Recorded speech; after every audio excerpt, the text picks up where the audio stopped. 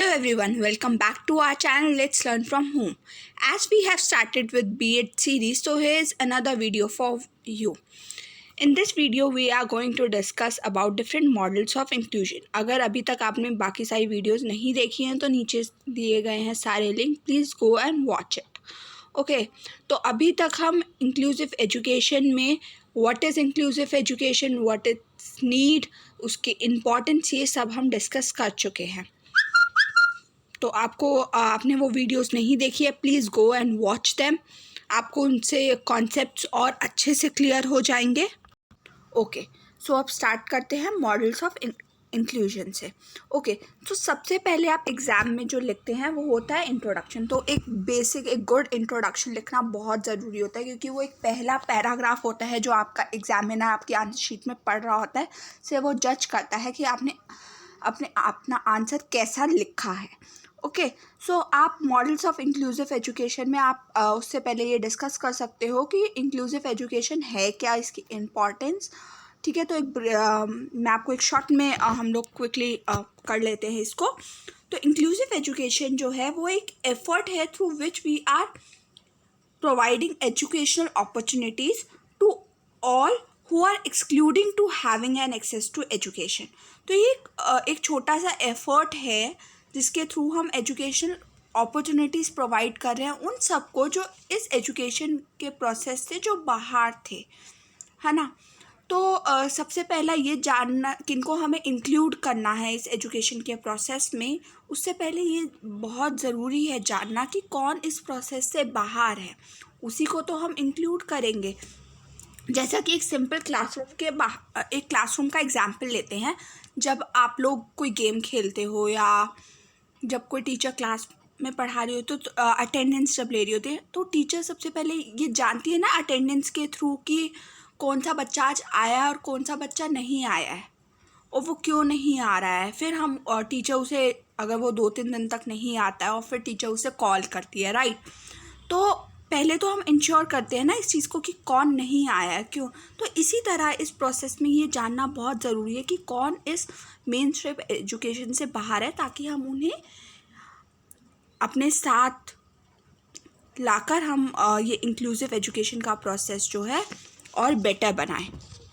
Okay, so this include children living in poverty, girls, ethnic and linguistic minorities, children with disabilities. तो जैसा कि हम शुरू से जानते आए हैं कि गर्ल्स की जो कंडीशन है हमारी सोसाइटी में, शुरू से गर्ल्स को अलाउ नहीं किया जाता कि वो आए और मेन स्ट्रीम एजुकेशन के, पहले तो उनको अलाउ ही नहीं किया जाता था कि वो एजुकेशन ले.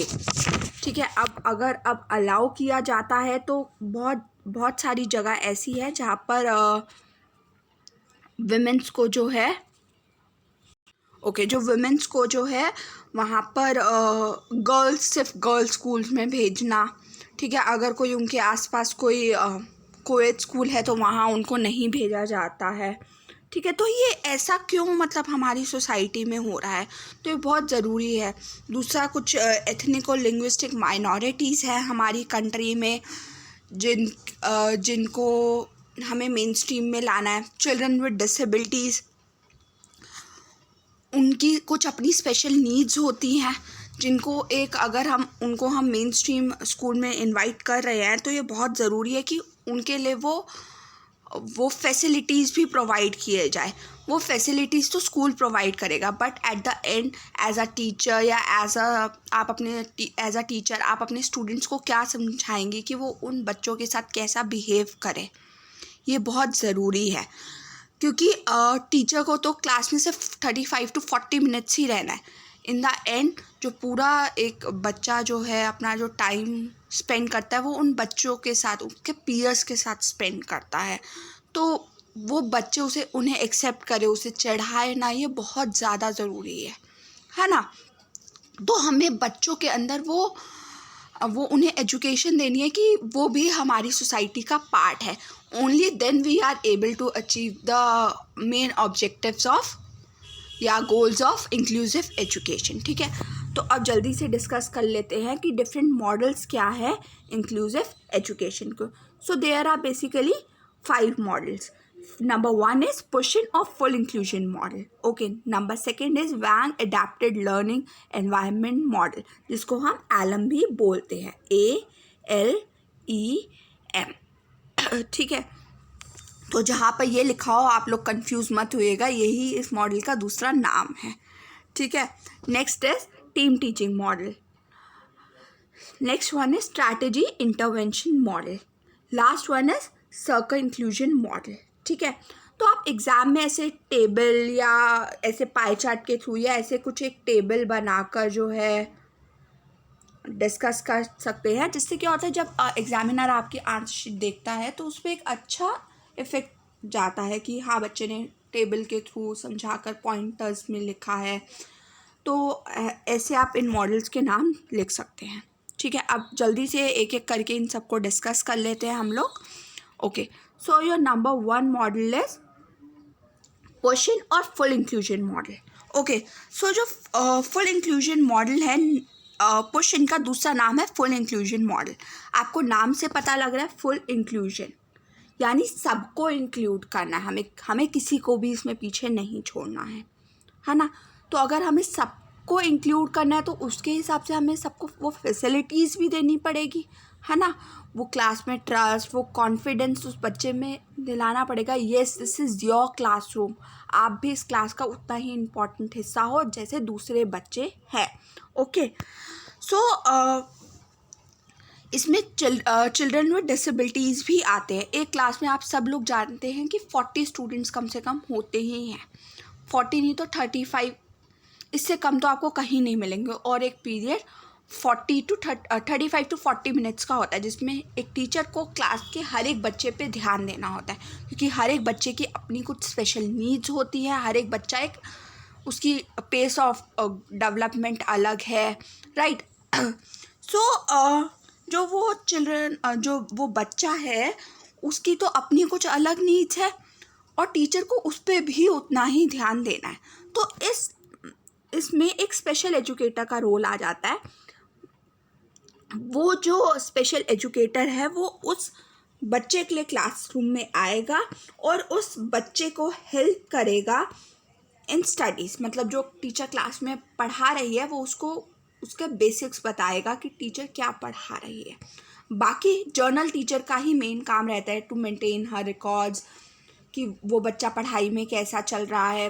टीचर को ये जो मेन टीचर जो पढ़ा रही है, जर्नल टीचर जिसे बोला जाता है, जर्नल एजुकेशन टीचर, उसको ये ध्यान रखना है कि वो बच्चा जिस स्पीड से चल रहा है मेरे को भी उसी स्पीड से चलना है, क्योंकि टीचर को ना ज़्यादा तेज़ चल रहा है ना ज़्यादा धीरे, ताकि वो स्पीड हर एक कोई बच्चा क्लास में मैच कर पाए. ठीक है, तो जो स्पेशल एजुकेटर का काम बस इतना सा रहेगा, to help that child in studies. उसके सारे डाउट्स क्लियर करना, उसे हेल्प करना लिखने में, पढ़ने में. अगर उसे कोई चीज़ क्लियरली नहीं समझ में आ रही है, अगर उसको हियरिंग एड की ज़रूरत है तो उसको वो प्रोवाइड करवाना. ठीक है, तो ये स्पेशल एजुकेटर का काम बनता है. वो काम करता है as a full partner in a classroom for that child. Okay, अब हम नेक्स्ट मॉडल की तरफ बढ़ते हैं. हमारा नेक्स्ट मॉडल जो है वो है वैंग एडेप्टिव लर्निंग एनवायरनमेंट मॉडल, जिसे अभी हमने देखा, जिसको हम बोलते हैं ALEM, राइट. सो ये जो आपका ALEM वाला है, इसमें जो स्कूल लर्निंग एनवायरनमेंट है वो ऐसा क्रिएट किया जाता है जहाँ पर बच्चे को बेसिक एकेडमिक स्किल्स सिखाई जाए, जहाँ बच्चे के अंदर कॉन्फिडेंस हम क्रिएट कर सके ताकि वो उस काम को और अच्छे से कर पाए.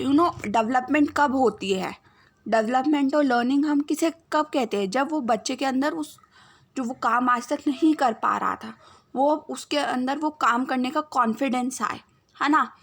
इसमें जो टीचर जो क्लास में रहेगी वो साथ साथ अपनी जो पढ़ा रही है वो इंस्ट्रक्शंस देगी, और साथ में जो पढ़ा रही है उसको छोटे छोटे टास्क में उसको ब्रोक करके पढ़ाएगी.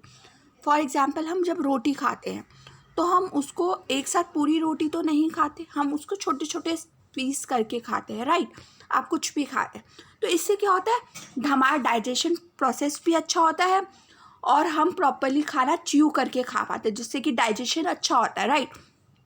तो इसी तरह अगर हम बच्चे को कुछ पढ़ाएंगे और वो छोटे छोटे स्मॉल ब्रोकन डाउन टास्क करके हम अगर उसे समझाएंगे तो जो उसका लर्निंग है वो अच्छे से होगी, राइट। इधर सिर्फ स्पेशल एजुकेटर का काम इतना सा रहता है कि वो एक सपोर्ट प्रोवाइड करता है उस बच्चे को, ठीक है, ताकि जो लर्निंग हो वो और बेटर वे में हो। ओके, अब नेक्स्ट मॉडल की तरफ पढ़ते हैं।